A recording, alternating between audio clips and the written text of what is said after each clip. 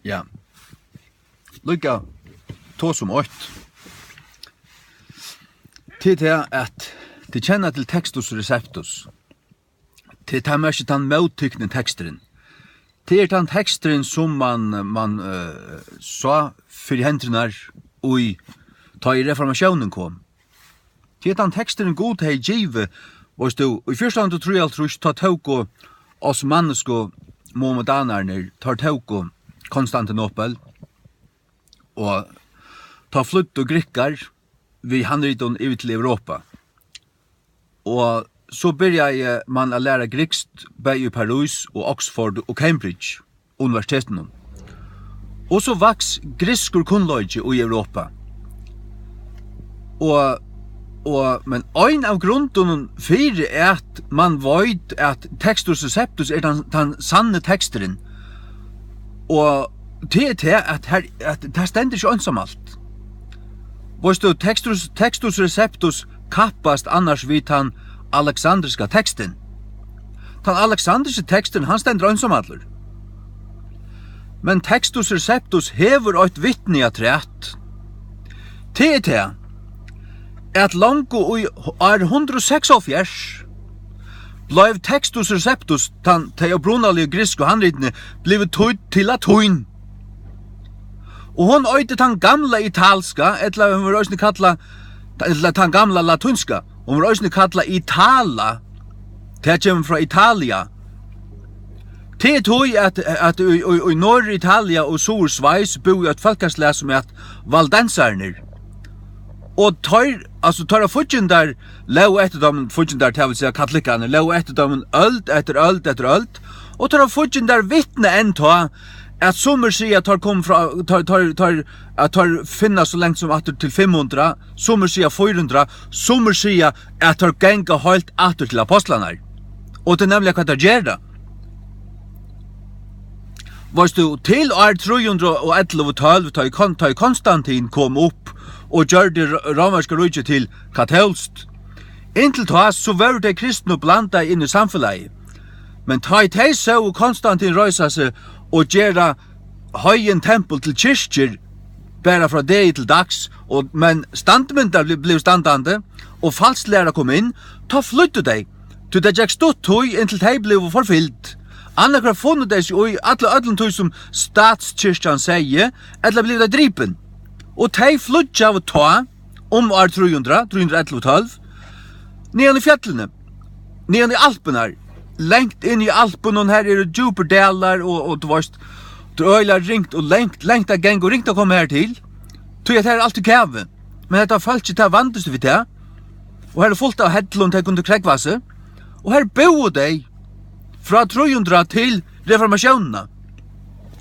Men den bibelian Waldensianer høttu, varst du katolska kyrkjan, hon hei vulgate, som var en brøyding av til gamle Itala, eller til gamle latinsko.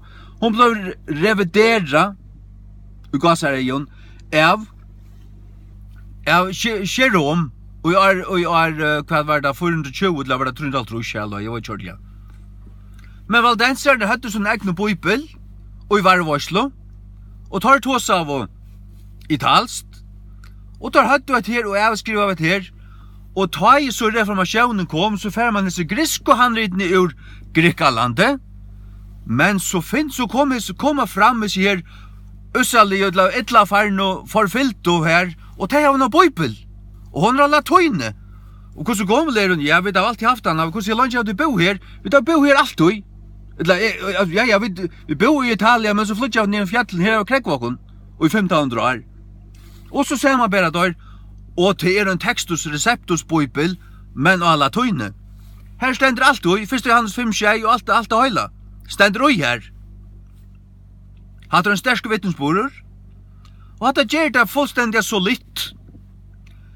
Så hatt er det som slå seimen for i baten tja reformatøren, at det som teksteren tar det finnes jo i Grikkalandet, og andre vittner tar seg og er tøyingar av sin teksten, blir bare staðfestir fullstendig at her fanns det øyn, som øyder Itala, som var lykka. Halleluja. Amen. 8:3 til det at Waldensierne jo simpelt hen kvinnan i øyemørsene.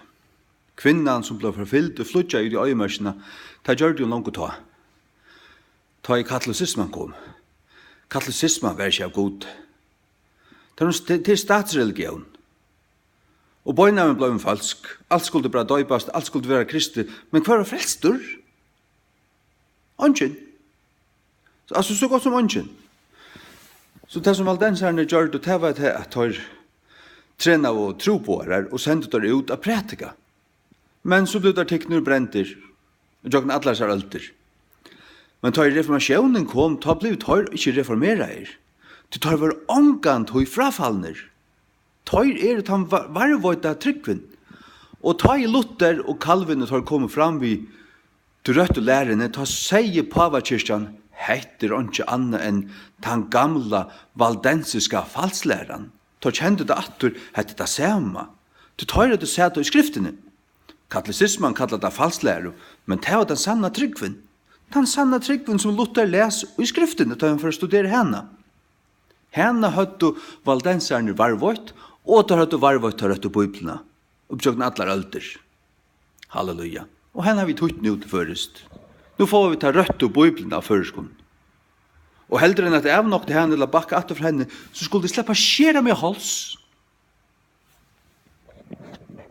Og hvis det må, til at bakke og at jeg nok til at gjør ikke. Jeg gjør så vel. Jeg det brenner meg på alle. Det kunne døsne. Men det som til at inkvisisjonsmetoden til ørvis i det. Dagsens inkvisisjonsmetoder til utsverstan og psykologisk krutsk at avmakta øyn, utlukkan, ikke snakka vi han. Kalla han svekan, kalla han kettara. Det gjør det den, det var det. Og ditten og datten. Titt om det.